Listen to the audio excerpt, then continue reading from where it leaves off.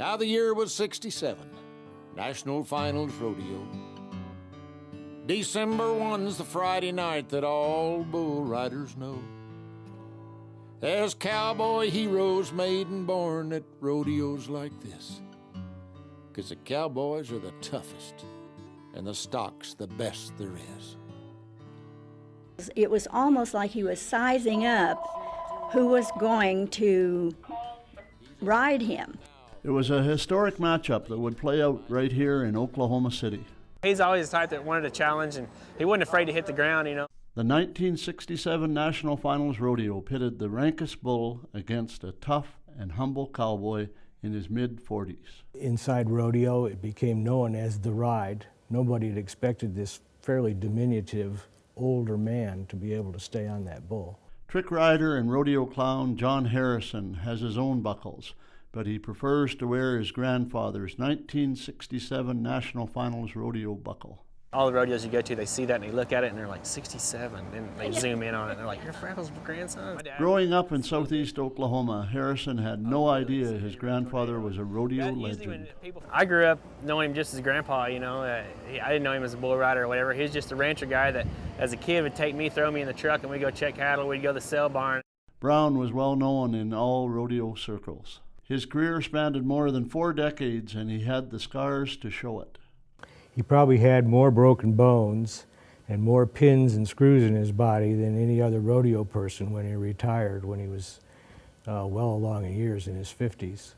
In fact, he used to refer to himself as a walking hardware store. It wasn't until Harrison started his own rodeo career that he started to hear stories about his grandfather. A lot of them, you know, met him. He was judging rodeos at the time, and he might have been behind the chutes and pulling somebody's rope or helping them with their rigging, and so it seems like everybody's just got a positive story about him. You hear it about some people that you've never heard anybody say a bad word about him, and that was Freckles. He was everyone's friend. Brown was good friends with rodeo legend Jim Shoulders. They were very close friends. They had an ongoing teasing back and forth relationship, you know. In fact, Jim Shoulders owned the bull that Brown would face in 1967. Jim always said that he was a stock contractor's dream bull, because he'd go out and he never hurt anybody on purpose, but he'd go out and he'd hit the barrel, you know, to make a little bit of a show, and then he'd kind of look around and go out. It was almost like he knew he was a star. Tornado was a well-known bull. For 7 years, he was considered unrideable. So notorious, some of the most seasoned cowboys trembled in their boots. It was almost like he was sizing up who was going to ride him. And it almost seemed like if it was just somebody that didn't ride well anyway, he did very little, you know, because he could just go out there, make a little jump and throw him off. And if it was one of the more professional, maybe champion bull riders at the time, would get on him, it was almost like, well, I guess I better really do something with this guy, and then he'd really buck. Freckles Brown After I got on him, and just before the chute was about to open, his hide went as hard as tabletop. He knew what he was supposed to do.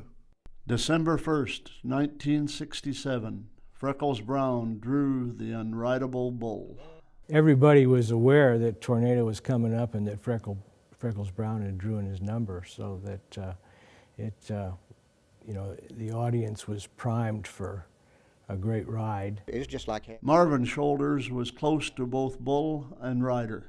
I was lucky enough to be behind the chutes, that performance, right in front of watching Freckles getting ready in the chute. And so I had the ringside seat. Chute number 2 opened, and Tornado lurched forward, and Brown held on tight. And then 2 big old shiny horns looked Freckles in the eye. With a snort and a nod, the chute gate swung as Freckles yelled, "Let's ride!"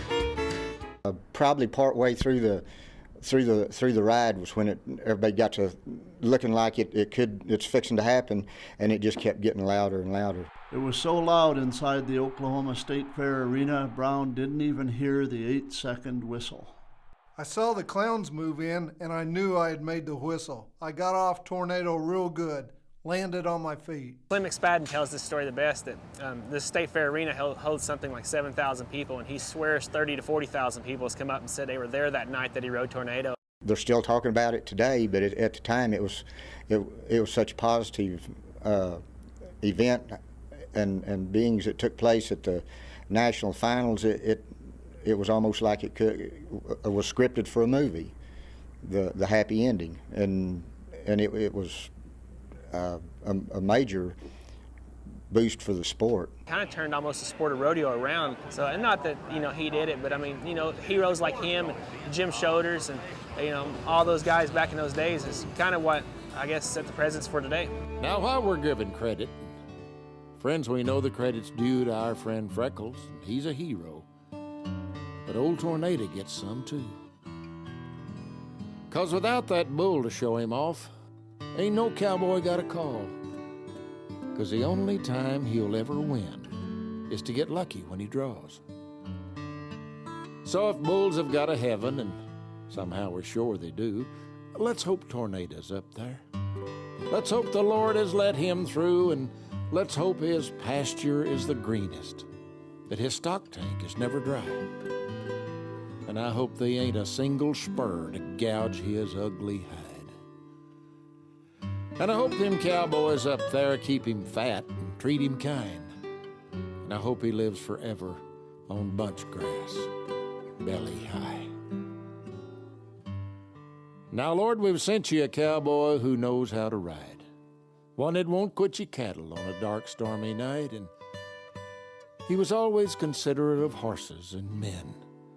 Vaya con Dios. Rest in peace, Freckles, my friend.